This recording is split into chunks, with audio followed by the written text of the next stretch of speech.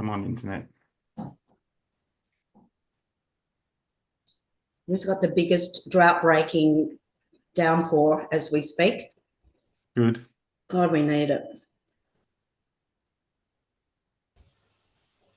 Good afternoon and welcome to the Spot On Hose and Fittings Clubhouse on this amazing Tuesday night, live from Adelaide. And I'm your host, Anthony Telfer, and it's an absolute pleasure to bring you edition number 105. And as we know, the Clubhouse is not just a show about cricket.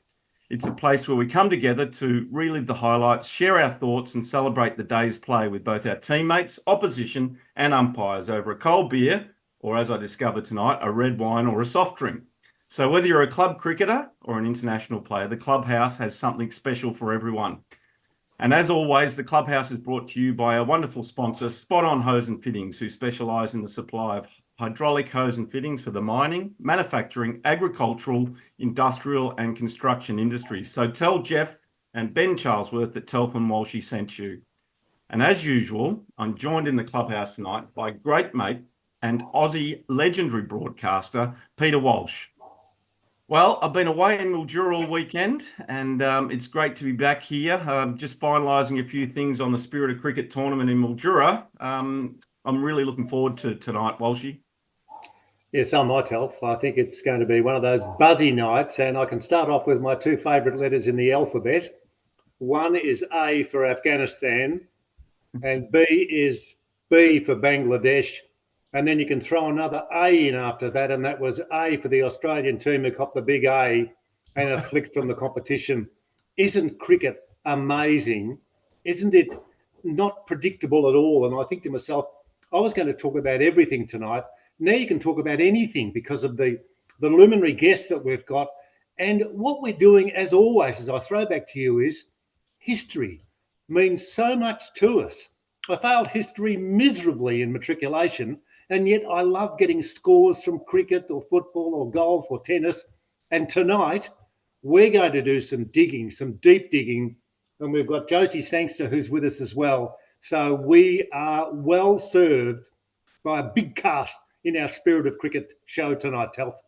Exactly, Walshy. So let's get edition 105 started. And look, don't forget the IF Project and also Spot On are our two major partners. And make sure you download the IF app and share it with all your mates because it's all about men's mental health and together we can make a difference. But look, tonight we've got a full clubhouse and it's great to see so many people joining us tonight. And I'm actually honoured tonight because we've got Australian cricket royalty in the clubhouse. But as always in the clubhouse, it's always ladies first. So let me introduce our first guest. I met her earlier in the year at Harrow, where I was invited as a special guest to be a part of the New South Wales Over 50s Indigenous team, who took on the Victorian Over 50s team in a celebration of 20 years since the Harrow Discovery Centre was first opened. Now, she's the gatekeeper of the centre, and she's truly an amazing and inspirational lady. So she's got so much information about Harrow and the Indigenous stories, and she's going to share that with us tonight. Josie Sangster, welcome to the Clubhouse. Well, thank you for inviting me to join the Clubhouse, Telf. That's great. I'm really looking forward to getting into finding out a lot more about Harrow and sharing that with people, not just in Australia, but all around the world. Now, our second guest, Josie and Walshy, he captained Australia from 1971 to 75 before taking on a central role with the World Series Cricket Organisation. He was born into a cricketing family of royalty, I would say. His grandfather, Victor Richardson, and brother Greg also captained Australia. He was known as Chappell, and he earned a reputation as one of the greatest captains the game's ever seen. And believe it or not, my first ever cricket book was Chappell. So I've got goosebumps just talking about this, but look, he was a true legend of the game. In fact, he also worked with Channel 9 for a couple of years with a few legends, which was always great to watch. But more importantly, he was inducted into a number of Hall of Fames. The Sport Australia Hall of Fame in 1986, Federation of International Cricketers Association in 2000, the Australian Cricket Hall of Fame in 2003, and the ICC Cricket Hall of Fame in 2009. Ian Chappell, welcome to the clubhouse, mate. Thank you very much, Anthony. Good to see you here, and Josie and Walshy as well. Good to see you. Yeah, it's fantastic to have you all join us tonight, and I'm really looking forward to having a discussion here. And look, one may ask why we've got Josie Sangster and Ian Chappell in the same clubhouse tonight, but it's because we in the clubhouse we always talk about 2 degrees of separation, and basically we brought our 2 special guests to the clubhouse, and the common interest is the Harrow Discovery Centre. Ian, I'm going to come to you first, just to find out about your connection with the Harrow Discovery Centre, and maybe we digress to your grandfather, Invicta Richardson, and tell us, how he was involved in that area. Well, I basically got involved because of Victor York Richardson. I think it was 1951. He inaugurated. Well, he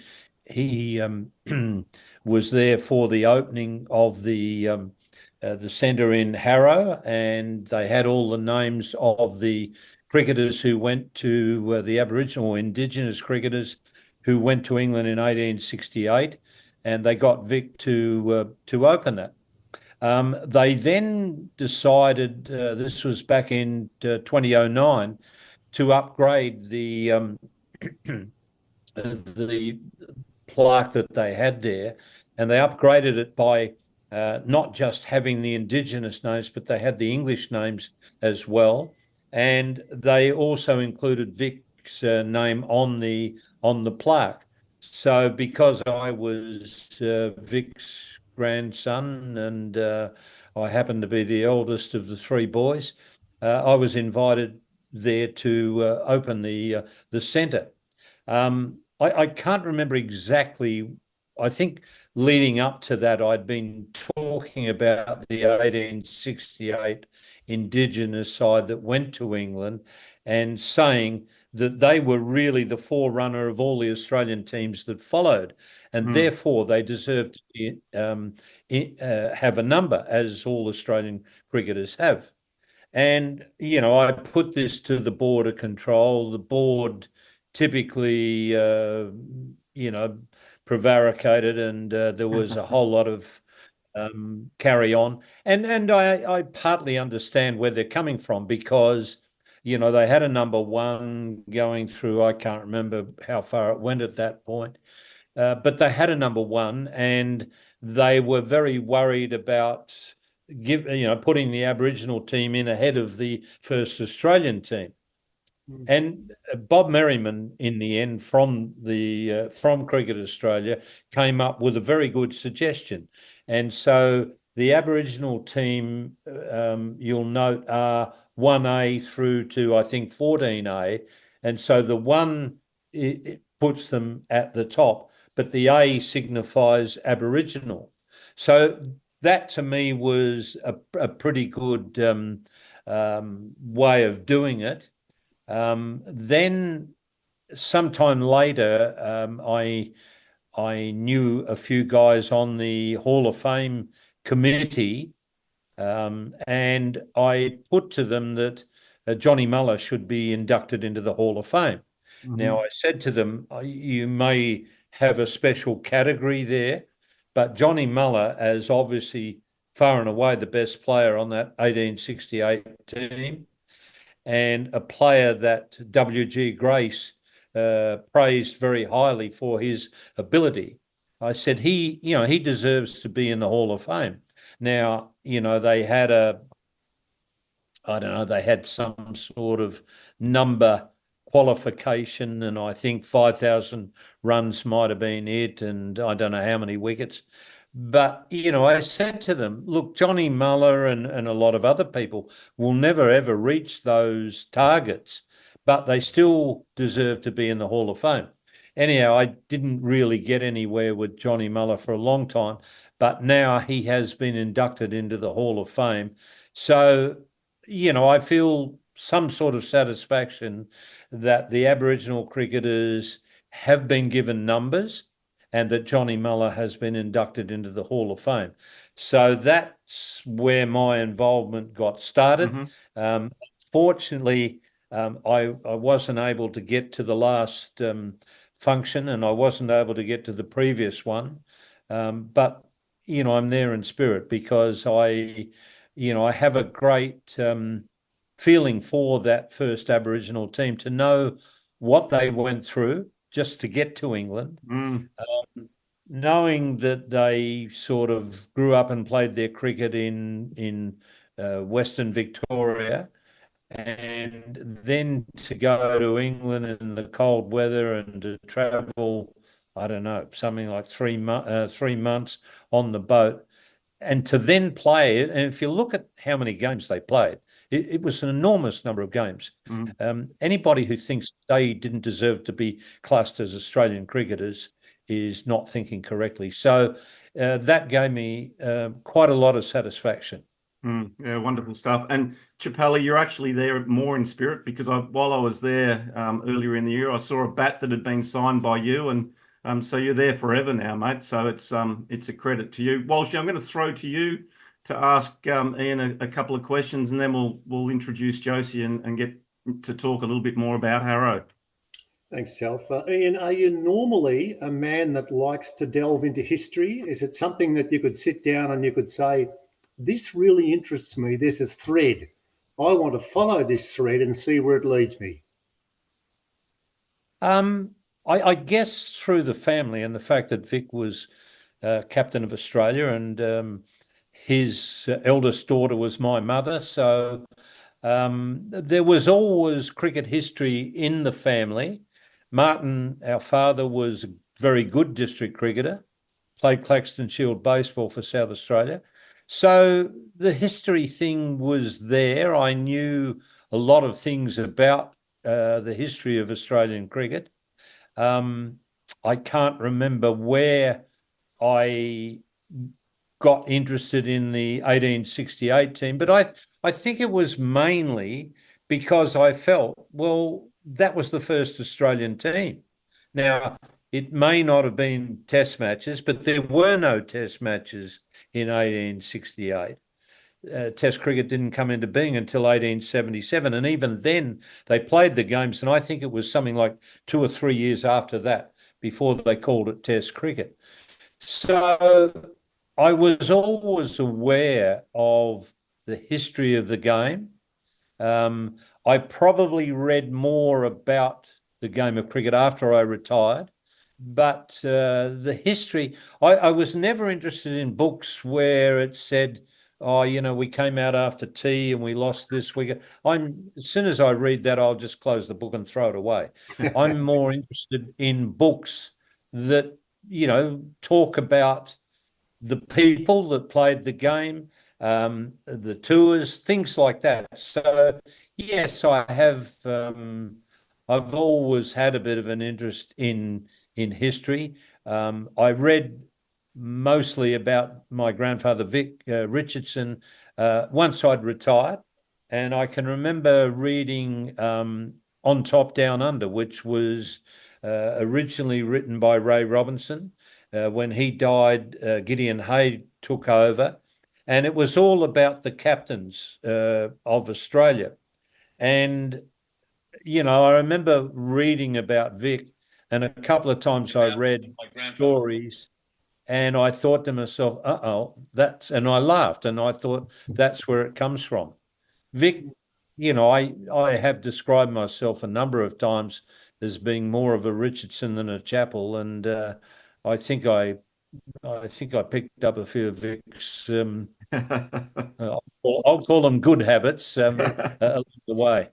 Well, Ian, if I looked at Victor Richardson, and you can look at SA rules, of course, he played for South Australia and represented Australia in baseball, South Australia in golf. He was a good tennis player. He was a leading player in lacrosse, basketball, swimming, gymnastics. Is there anything he didn't do? Well, I think some of those representations are exaggerated, but he played all those sports. And, if you read his book, early in the book, he talks about his weekly program, and he goes through how he went to gym and he went to basketball practice, and it lists all these things, and you think to yourself, well, crikey's Vic, you couldn't have done much else but be involved in sport. No, I understand. One thing I do, it still sticks in my mind. I think we either took all of the carport or we took part of the carport from Vic's place to our house at Leek Avenue. So certainly Greg and I were there along with Martin, and I'm not sure about Trev. Trev might have been a bit young at that point. But I remember Vic came a little later. We were working on the carport, and Martin was up on the roof of the carport, and Vic came in and he said, where's the boss? And I said, oh, Dad's up on the roof. And Vic looked up and he said, oh, yeah, I can see he's the boss. He's got a hat on. And that always stuck in my mind. But Vic had a very good sense of humour, and I enjoyed mixing with him. Yeah, on our way back to Telfer, in the Victor Richardson Gates, when I moved to South Australia, I saw the sign was there, but you need to delve and you need to do your history. But gee, it's a buzz when you walk through, and normally the ground announcer will recognise that the patrons are going through the Victor Richardson Gates. What did it do for you, given the relationship that you had, and given that the respect that was displayed when just the name of Victor Richardson was mentioned? Well, there's a few things that stick out. I can remember being there. So that would have been 1968. So we're talking 100 years on from the first Aboriginal team visiting England. And they opened the Victor Richardson Gates. And the Lord Mayor, and it may well have been Wally Bridgeland, I think, but don't quote me on that. Anyhow, they made a speech, and at the end of the speech, they said, I'm delighted to be here to open the Victor Richardson Memorial Gates. and Vic got up in response, and his opening comment was, I'm absolutely delighted to be here for the opening of the Victor Richardson Memorial Gates. So that's my first memory. Then they had the bar, and as I said in my speech, when they changed it to the stand, I said I was very, very happy with the bar. That suited me fine. But anyhow, they opened the stand, and we were right next to the Clem Hill stand. But what was really good was the fact that Jean, our mother, was there, and so she had the Victor Richardson Gates right in front of her, and the Chappell stand was right there next to it. So it was a feeling of perhaps we've done something to repay Jean and Martin. Martin was long gone by that point, but to repay them for what they put in, the hours they put in, the work they put in, to give us the opportunity to play for Australia. So I remember thinking at the time, it was a good feeling that we had sort of helped to repay Jean and Martin for what they'd done. And then the other thing that is really lovely is just outside the Victor Richardson Gates, out into the gardens, there's a little garden plot with trees and stuff around. And we were able to spread the ashes of Jean and Martin in that garden plot. And every now and again, someone will call me and say, oh, the garden's going really well. It looks terrific. And occasionally when I go back to the Adelaide Oval, I always wander past there, obviously to have a look at the Victor Richardson Gates, but just to check up on the garden and make sure that everything's going well. So there's a great history there, and I'm glad that we're part of it. Beautifully spoken, Ian. Back to you, Telf. Yeah, wonderful stuff. Thanks, Ian. Josie, over to you. You've been sitting there waiting patiently, listening to us talk to Chappell, which is it's been great because having come from Adelaide and know exactly where the Victor Richardson gates are, and you Yeah, that's walking around there. It's all very familiar. And so. I guess that leads us into how does an Adelaide girl end up at Harrow, managing the Harrow Discovery Centre? How long have you been over there, and why are you there looking after the Harrow Discovery Centre? well, mainly because I love it. But how did that happen? Adelaide girl married a farmer from Keith in South Australia, who as soon as we were married, we moved to Harrow for 10 years and then left for 20 years to do other things, and then had the opportunity to come back to Harrow in 2016. And I said to a friend of mine, I need something to do. I can't sit idle. You know, what's happening? What's up? Well, we probably need somebody to look after the Discovery Centre, to which I said, what's that? Because the Discovery Centre had set up in my, you know, in the time that I'd moved away. And I said, well, I've always loved cricket, so that suits me. That's good. I can do that in a heartbeat. So I got there, and was loving being back in Harrow, and the Hermie Hotel hadn't changed one bit since I'd left, with all its wonderful characters, and got and absorbed myself into the story, which I thought was, you know, pretty good, and then learned a bit more and thought, this is quite the most extraordinary story that is mostly unheard of, and why don't more people know about this, which is something that I get asked all the time, almost on a daily basis at the Discovery Centre. Why don't we know more about this? And you know, I'd been there, you know, virtually 2 minutes when well, not literally, but a couple of months when the phone rang, and it was the executive producer from Ensemble Theatre in Sydney who said, have you heard of Geoffrey Atherton? No. Well, he wrote Mother and Son. Oh, well, I love that show. Now you've got my attention. Well, Geoffrey Atherton has written a play called Black Cockatoo, which is about the story of Johnny Muller and the First 11. And we'd like to come to Harrow. I was like, okay, good. That'd be lovely. So then we embarked on a 5-year creative process of, you know, with the director, the wonderful Wesley Enoch, and Geoffrey came a few times, and have just had this wonderful time of storytelling, the incredible story of Unaram and Johnny Muller and the First 11.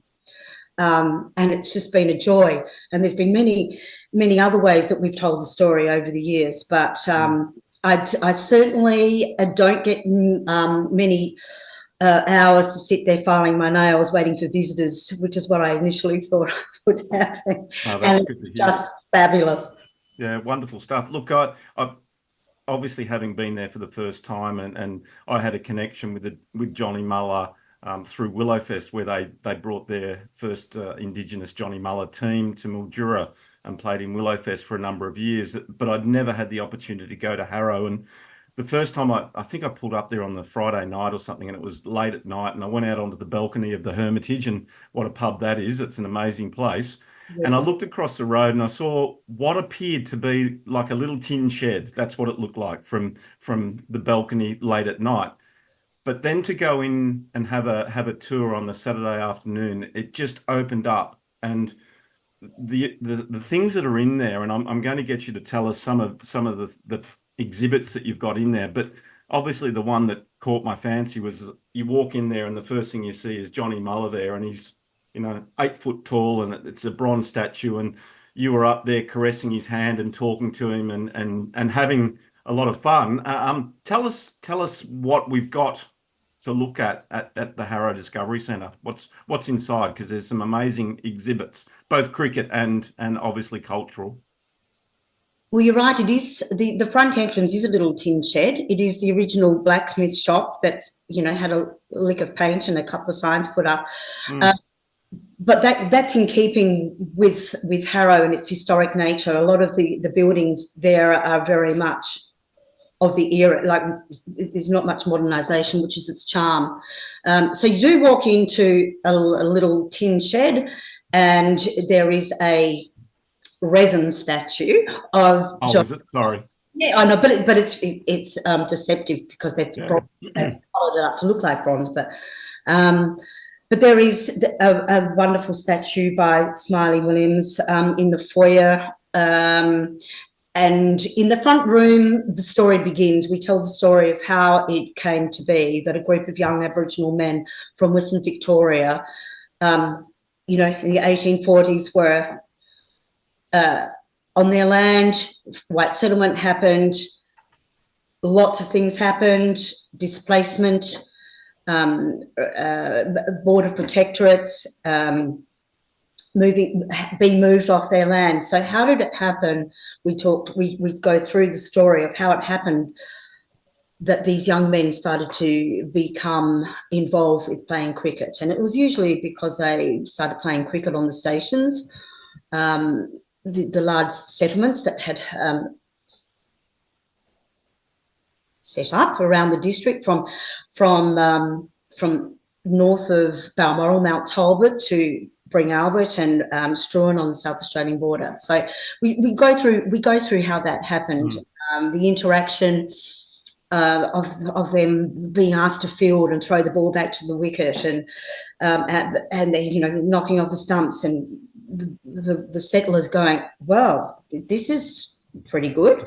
These guys have some hand-eye coordination and some innate skills. So it soon became apparent that we tell the story that the innate abilities of these people applied to the game of cricket made them outstanding cricketers. So that's introduced in the front, and then we tell the story of all sorts of things that happened in the 2 years before they went to England, and then you hop on a fake boat or pseudo boat that some people even think rock, but it doesn't. That's just what they think it's doing, but it's not. And you get a commentary. You find out what it would have been like to be confined on a small room on a boat. You've experienced that, the small bunks. And then you move through into the next building, which is the original old bank in Harrow, where you are then taken through other storytelling exhibits. Most of them have been there since it was opened 20 years ago, but there are a whole lot of other exhibits. We get a lot of items donated. We've acquired some significant historic pieces, which is the original composite photographs, but one of the most outstanding things that has come to the Harrow or to the Wodjabolic people, I should say, Winaram and Johnny Muller's boomerang and implements that were found at his camp when he passed, and it was cleaned up. And they've been with the same family that was managing the property that cleaned up the campsite until 2021, when one of the current family members, said it's time for these to go back. So we had a smoking ceremony with Uncle Richard Kennedy and Auntie Jill on the Johnny Muller Oval, and they were passed back to the Wodjabolic people, who then gave them back to us to look after them in perpetuity. That was a significant element of. So they're there now, and we're looking after them for the people. Yeah, wonderful stuff. Walsh, I'm going to throw to you to ask a couple of questions to Josie of the Harrow Discovery Centre and Johnny Muller. Thank you, Telf. Josie, how are you going to continue to get people to visit and to talk about it, and to make sure people that don't even know where Harrow is, you'll have to tell us for a destination, why should people go there, and what is the major attraction? If you're a cricket buff, that's fine, but do you have old footage there? And I wanted to talk to Ian about this too, about the footage that Ian would have, and you reckon he'd have plenty locked away in the archives for the demonstration of his ability when he was playing for Australia. But what about from your point of view, Josie? Is it difficult to be able to maintain what you need to get people to visit for? Good, yeah, very good question. Difficult to maintain, difficult to stay on trends. So yes, Harrow. Let's start with this picture. We are not exactly around the corner. We are off. We were on back roads for a reason, because we are really on a back road. So we're 4.5 hours from 4.5 5 from Melbourne, and pretty much the same from Adelaide. In the far western region of Victoria, near Edenhope, which is on the near the South Australian border. So, so as the crow flies, sort of Balmoral, Hamilton, Harrow, Edenhope, Narracourt, you're in South Australia. Okay, so it's not exactly around the corner for anyone. We are a destination. For cricket lovers, there are people, we get cricket lovers all the time making an effort to come to Harrow to see the exhibition, to go through the centre. They've heard about it, they've read about it, they've seen it on the news when there's been an event like the play that was staged on the Johnny Muller Oval that hit national headlines. So you get that enthusiasm from cricket enthusiasts, if you like. Then you get people who have heard about Harrow because of its quaint, old, unique character, historic character. If you've been there, you'll understand. And they come to that, and then they stumble on the centre and look at the tin shed and, think, not into cricket, but let's go in anyway. They come out, and they usually say, as I said before, this is the most extraordinary story. Why don't we know about this? Yeah. If I had $1 for every time somebody says, why don't we know about this? Why haven't we been taught this in schools? I would be able to fund a sculptor to immortalise Johnny Muller in bronze at the MCG. Right. That is the overwhelming comment that we get. Why don't we know about this? And then it becomes a word of mouth. There's apps and chat groups and whatnot. It is a challenge. We've had film crews that have wanted to come to Harrow to do a story, and then they find out where we are, and they like, too far. It will take us too long in travel. Well, that's fine. That's fine. So yeah, it's a good question. But it doesn't dampen our enthusiasm as to how we get this story out. That is I understand that. Just sorry to you, Ian, quickly before I go back to Telf. With the experience that you've had as a player and then as an extraordinary, talented, over 40 years in the media, have you come across many young Indigenous players who've wanted to play the game, but you don't see them very often? I know Jason Gillespie's one, of course, for the Australians, but have we got an abundance that are looking to further their careers in the sport of cricket and maybe work towards a higher level down the track? I think I'd go so far as to say that they weren't encouraged. If you go back quite a long way, Eddie Gilbert, for instance, was apparently a very, very quick bowler off a short run up, but he got Bradman for a duck, but he was out of cricket pretty quickly. I've heard some reasons why he was out of cricket, but what were those reasons, Ian? Oh, well, I don't know how true they are, but I think it was fairly widely thought that he was a chucker, and he was basically railroaded out of cricket. So going back to Eddie Gilbert and probably a lot of others from that period, I would say not only weren't they encouraged, I think they were probably discouraged. I think there's also to me, there's got to be heroes. And I think the young people see a hero and think, gee, I want to do that. You know, I go back to my own childhood, going to the Adelaide Oval. Martin would take me to the Adelaide Oval, and you know, I would see Keith Miller and Ray Linwell and these people at the Adelaide Oval, and I'd think to myself, yeah, I want to play at this ground. So I think you do have your heroes as a young guy, and I think that's been a bit of a problem with Australian cricket, that there haven't been the Aboriginal heroes that you've got with particularly rugby league, rugby union, Australian rules football. There's been a lot of very, very good Indigenous players who have performed at a very high level in those games.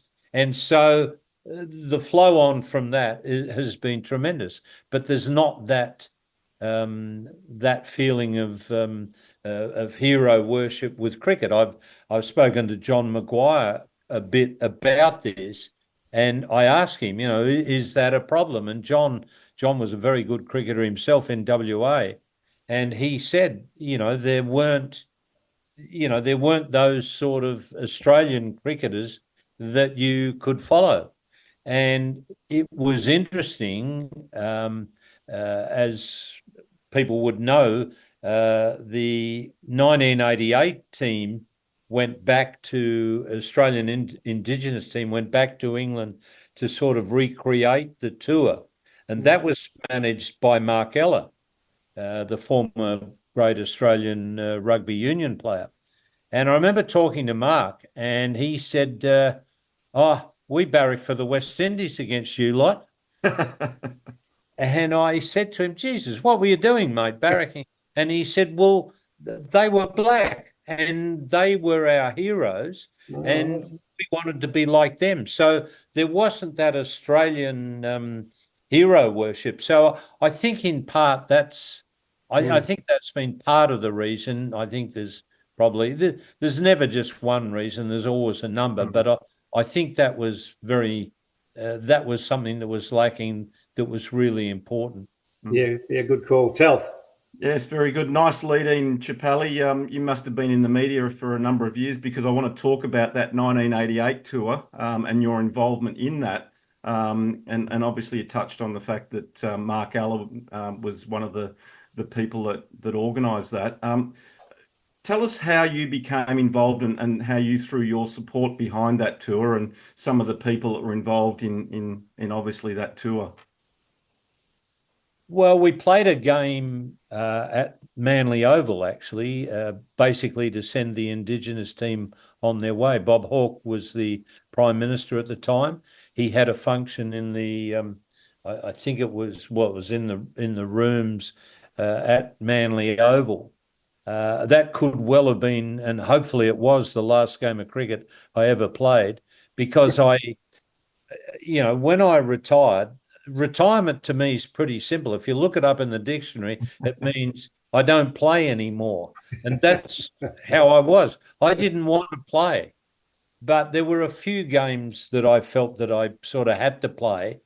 And that was one, not so much that I felt I had to play. I mean, obviously I did, but I wanted to play that because I'd had a bit of an involvement at that point with the 1868 team. And so I thought, this will be a good opportunity. I can't remember exactly who played in the game, but I think Lenny Pascoe played. I think Max Walker played. It was quite a good team. I can't even remember whether we won or lost. The one thing that I do remember, a mate of mine who I'd met in Pamplona, he found his way into the function, and I was standing next to him, and Bob Hawke called upon Mark Ella and said, I'd like to present you with a scroll. And this mate of mine leant over and whispered to me, and he said, what is it? Is it a copy of Captain Phillips' medical bill? And I mean, it was funny at the time, but it was also a reminder of the crap that had gone on in the early days. So, as I say, hopefully that was my last game of cricket. But I don't know if enjoy is the right word, but I played in the game and I was pleased that I played in the game. Mm. Do you remember if you made any runs in the game at all, Ian? I couldn't have got too many because I don't remember. I only remember the games where I got some runs. Very well answered. I'm going to come back to you now, Josie. Tell us what the Johnny Muller Oval. It's a pretty special place. Having now played on it, it means a lot to obviously the Indigenous community and obviously to the people of Harrow. But the significance of that land and what it actually means in this big picture story that you're trying to tell. So it is on the land of the Wodjabolic people. Across the river is the land of the Gundi Jamara people. And it's our dear friend, Uncle Richard Kennedy, who's a Wodjabolic elder, explains to us that it would have been a meeting place. So therein lies the basis for what we do today. Mm-hmm. And we meet there. We have the Johnny Muller Cup played out on the Johnny Muller Oval. That started in 1995. Yep, that's right. By two fabulous locals. Well, not actually one local. Johnny Pop Gartland, who was a character, is no longer with us, and Uncle Swisher Bell, who's no longer with us. He's a Gundi Jamara fellow from down south, but they both got to the great characters that had a lot of banter between each other, which would pale into pretty much inappropriate language in today's terms, but they were great mates and they challenged each other to, in their words, a white fellas versus black fellas game. So that's what happened. That started the Johnny Muller Cup, and that is played out on the Johnny Muller Oval every year on the March long weekend. Mm-hmm. It started off as a game of friendly banter, and it has continued that way now with descendants of Uncle Swisher and of the Bell family, Johnny Bell and Sage Bell and all the Bell mob that come and others that come to play. It is a real celebration of the story. The Oval is on a floodplain next to the Glenelg River, but that's why the football ground is elsewhere on top of a hill, because in winter they don't need to be sloshing on gumboots playing. So the Harrow Cricket Club, I've only recently found out, started in the season of 1862-63. Their first game was against the Upper Glenelg Club, which is Balmoral, on the Harrow Oval in the March of 1863, which is a discovery, very early match.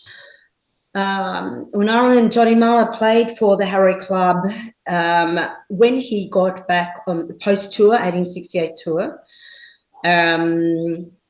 not all the time. He played when he felt like it. But he certainly played as well as other teams in the district. He played for Baston and he played for Apsley. The pitch used to go the other way, but he famously hit a six from the pitch on the Johnny Muller Oval. And there is a cairn that marks the spot where he hit a six, which is in actual fact beyond the boundaries of the Oval, across the road and halfway up the hill on the other side of the street.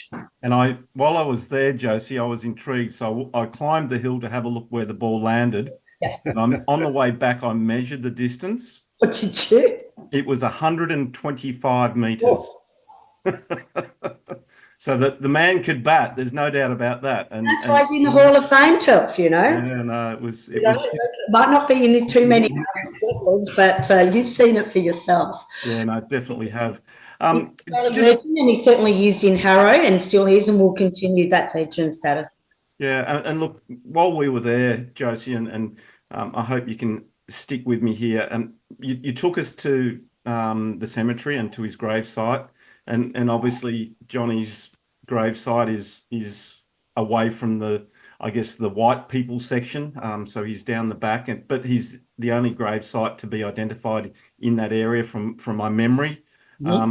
So we got the opportunity to see that, and then the best part was to take us out to where he lived on the edge of the waterhole, and you could see the gum tree that had been burnt out, which was obviously his shelter where he lived, and he lived out there till his passing with his dogs, and he loved it. He was away from everyone. Absolutely. He lived on Pine Hill Station, but chose to live in a traditional manner. He declined any offers of what we consider, or white fellas consider proper housing, in inverted commas. He was quite happy. He moved to the waterhole probably from. I've been working it out lately for other reasons, probably for the last 5-6 years of his life, and he lived by that waterhole, which would have enabled him to hunt, because the wildlife would have come to the waterhole. And he would have been able to feed his dogs, which was important to him. The abundance of wildlife or animals coming into the waterhole. But he lived there, and he was found by the station owners to be quite unwell, and he died long story, won't go there now, but he died in 1891. But he pretty much lived the life that he chose to live, traditionally, playing cricket, working when he wanted to. That's the story that we have. I'm going to throw to you, Walshy, for a couple of quick questions to Josie, and then we might wrap it up, and I'll come back to Josie and ask her a couple more questions. Thanks, Telf. Look, I just wanted to throw a couple in. We've had a lot of traffic on social media, as you would expect, particularly with yourself, Ian. And people don't want to pry, but I feel the need for at least passing on, how's Ian going? Ask him if he's okay. Ask him because we know that he's had some rough times, and it's our responsibility, because you're such a likeable character, and people around Australia and around the world with cricket know the name Ian Chappell. How you doing, mate? How's things going? Reports of my demise have been greatly exaggerated, Walshy. For my age, I'm going all right. What it just reminded me, listening to some of the conversations. I can't remember exactly what the year was that I was inducted into the Hall of Fame, but you get the opportunity to make a speech when you're inducted. And I remember in the lead up, I had 3 subjects in my mind. So it must have been around about 2001, I think. 2003, I think. 2003. The stupidity of war was one of them, and that was brought on obviously by the war in the desert and the war that America were carrying on with. So I was thinking I might speak against the war.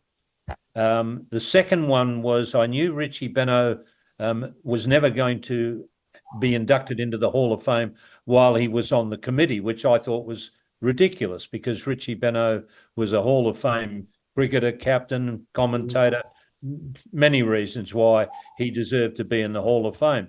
And the third thing I had on my mind was the Aboriginal cricket team from 1868, saying that they should be included in the numbers, and they should have a number because they were certainly an Australian cricket team. Anyhow, I had those 3 things in mind, and when I got up, I spoke about the Aboriginal team. And I remember talking to Richie afterwards, and in typical Benaud fashion, when I told him about this, he just put the lip out and said, "Very good decision, Ian." in typical Benaud fashion. In talking about the 1868 Indigenous team and saying that they should be classed as an Australian team, I thought to myself, one, you're going out on a bit of a limb and you'll probably cop a lot of flack. The thing that amazed me was the next day, I'm obviously going out to the airport. I ran into quite a few people at the airport, and they all congratulated me on mentioning the 1868 team. There was not one comment, not one adverse comment at all. And so I found that, one, it was encouraging, but two, it was very satisfying to think that that was the feeling. So just hearing the comments about being inducted into the Hall of Fame, that just reminded me of the lead up. People like you, Ian, and you haven't answered the question. How are you going? Well, I have answered the question. I'm for my age, I'm fine. And there's a lot of bullshit spoken about. I was crook and I was this and I was that. I mean, crikeys. When you get older, things do happen. But I'm still here, and I'm still enjoying life, and I'm still able to have a red wine. I'm still able to have a beer. So life can't be too bad. Okay, just one more from me and then from Telford. I'm not trying to intrude into your personal life. There's a lot of people out there who were just keen to know how you were going. Now, do you reckon if I rang you in 10 years and you still had your same mobile, would we still be talking about Test cricket? Well, I'd still have the same mobile. I doubt that I'll be here in 10 years. Yeah, I mean, Test cricket is in big trouble. Part of that, and again, it comes back to what I said earlier, there's never one reason for a problem. There's always a number of reasons. But one of the big reasons for Test cricket being in trouble is the way it's been handled. The administrators, and I would say the bulk of administrators, feel that the game of cricket can survive on T20 alone, which I don't think it can. But I'm not going to be here to find out whether it does or not.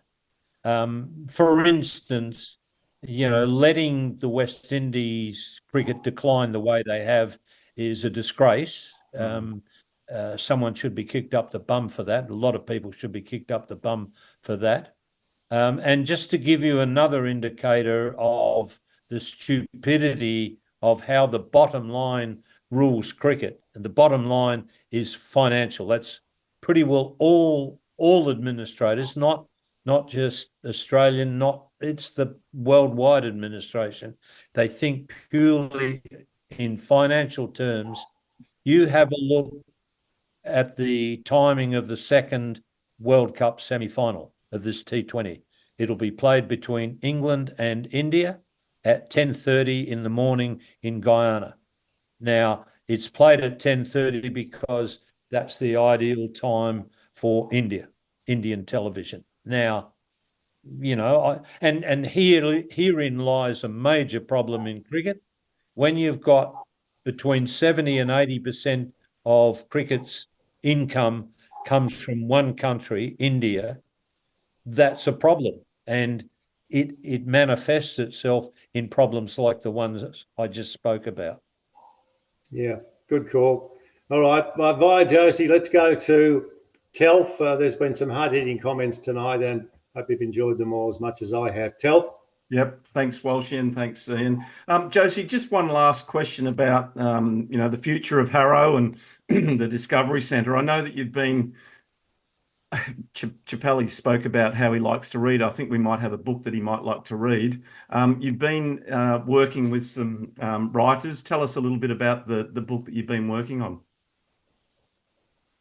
Firstly, I just want to say, Ian, I really hope you're wrong about Test cricket because I absolutely love it. So I just hope that you're really wrong there. But anyway, time will tell. We've been working on John Mulvaney in 1967 wrote the book Cricket Walkabout, which was an early account of, early in Australian history. I mean, if you look at the era, wrote the book Cricket Walkabout, which is about the first 11 tour of 1868. It was then reprinted in 1988 with a co-author, Rex Harcourt. So Professor John Mulvaney and Rex Harcourt then reprinted again in 2005. Well, that book is now out of print. I had what seemed to be an endless supply of cricket walkabout books, went to stock the shelves. There is none left. Can't believe where they went, but somebody's been buying them. And it is out of print, and this story needs to be in book form and told and sold. So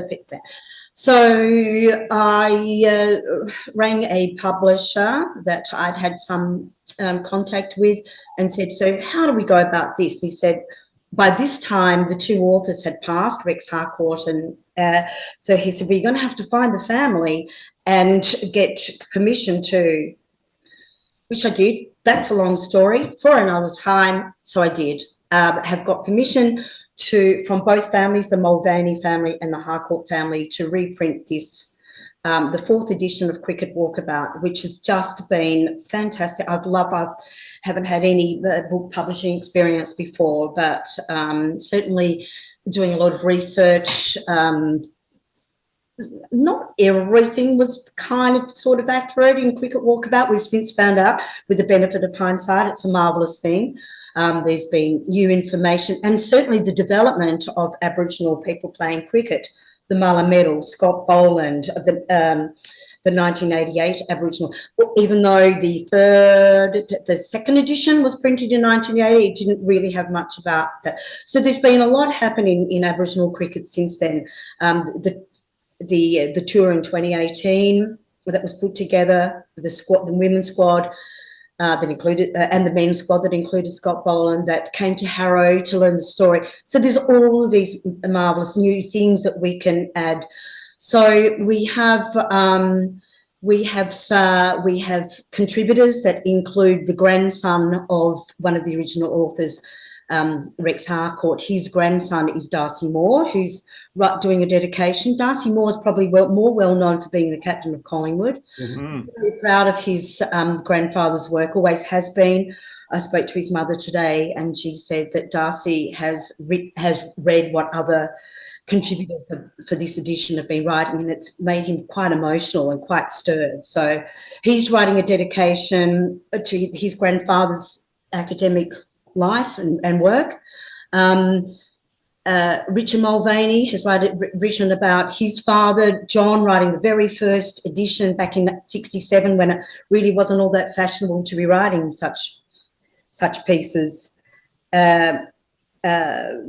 Scott Boland is writing he's writing an introduction about his role, or his time as finding out about being an Aboriginal person, and his role in cricket, and the 2018 tour, and winning the 2nd ever Muller Medal, which was just the most extraordinary thing. The Muller Medal was introduced in 2020. It is awarded to the player of the match of the Boxing Day Test, because the 1866 Aboriginal team left Harrow, played their first game in Melbourne at the MCG on Boxing Day, December 26. So that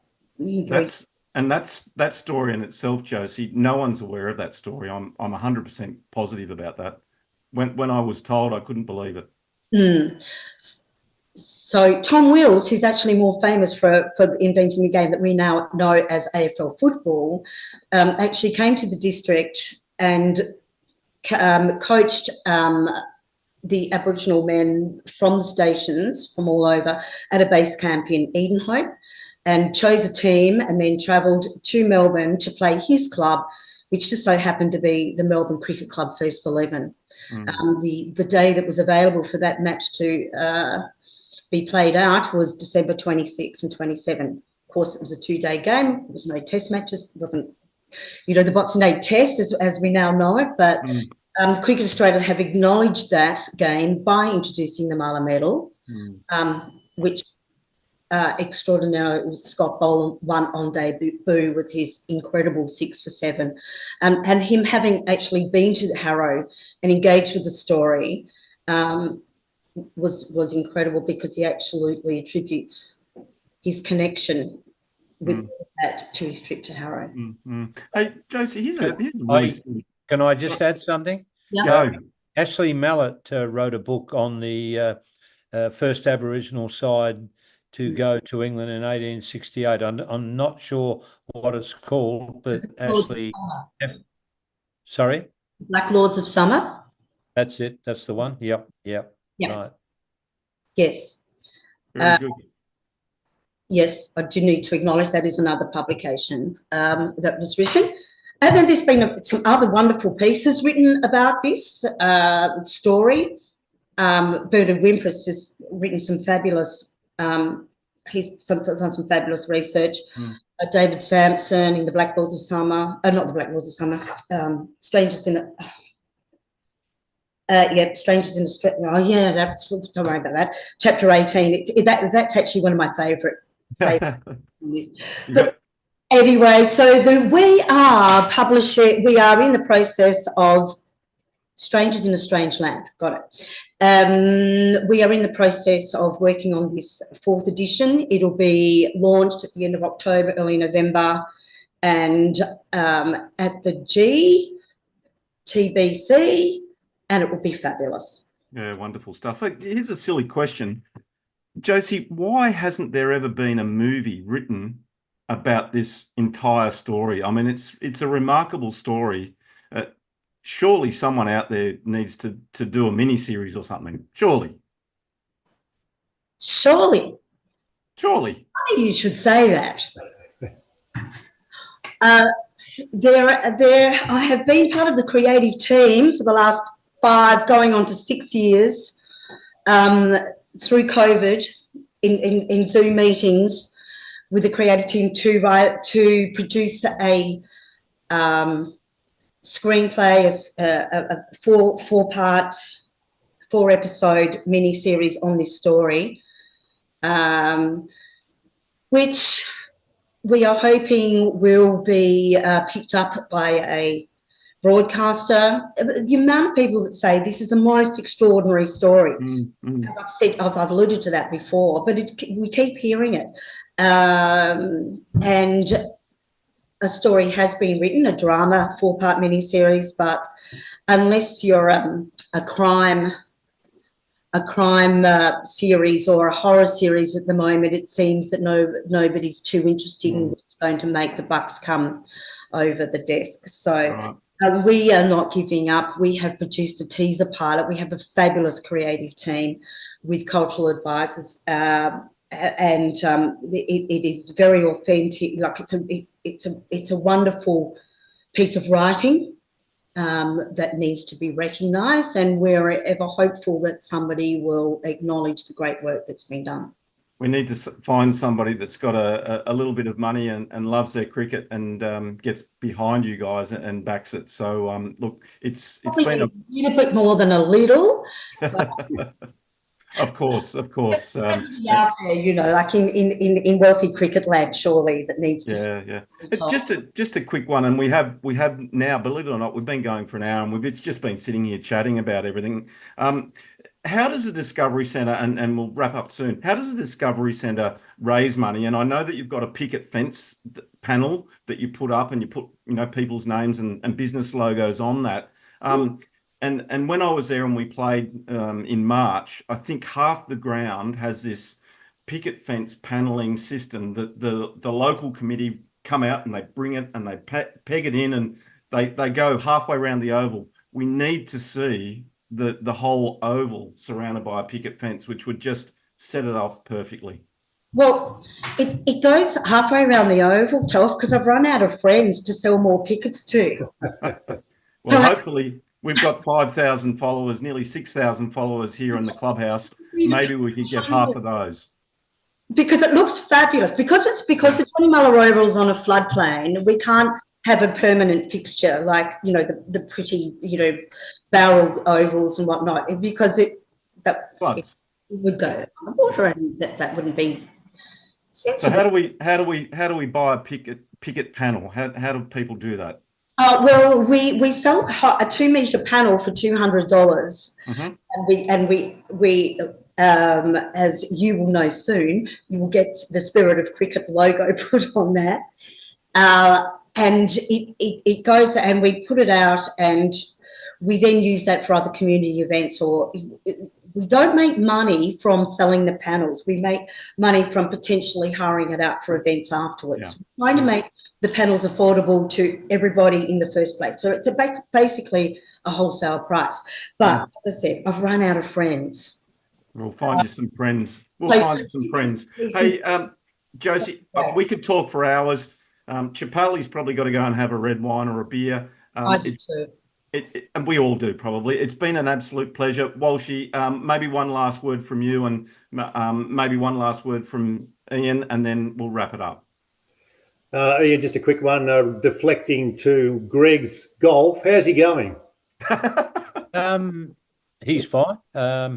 I don't get to see a lot of him because he's in Adelaide, although we're going to Canberra next week, so the three of us will catch up then, which is always good. But I speak to Greg a bit on the phone, and he always says he's going well. It is probably a bit of a Chappell trait that we're always going well, but he seems to be pretty good. Yeah. Good to hear, Ian. Thanks very much for having a chat to us. It's an absolute delight to see you and to keep in touch. And we'll get a crayfish from Robe for you down the track if you're ever in Adelaide. Okay, I appreciate that. Thanks a lot. Very good. Look, one last word from myself. Thank you so much for Josie Sangster joining us tonight from the Harrow Discovery Centre. Please show them some love. Call in there. It is a little bit off the track between Adelaide and Melbourne, but I can guarantee you, if you love your cricket, it's a place to visit. Spend some time there and maybe throw some dollars into their local community, because what they're doing is amazing, and the story of the whole district and Johnny Muller and the 1868 team has been truly an eye-opener for myself when I was there in March. Walshy, to you, thank you again, and to Chappelli, it's been an absolute pleasure, and I've still got goosebumps when I say, I had Ian Chappell in the clubhouse tonight. So thank you so much for joining us tonight. And once again, one last word from our sponsor, Spot On Hose and Fittings. They provide all of your hydraulic hose and fittings across all industries here in Australia. So next time you're looking for hoses, give Jeff a call at Spot On. So thank you so much, everyone, for joining us tonight, and hope you've enjoyed us bringing you the story of the Harrow Discovery Centre and the 1868 team. Thank you and good night. See you guys. Bye.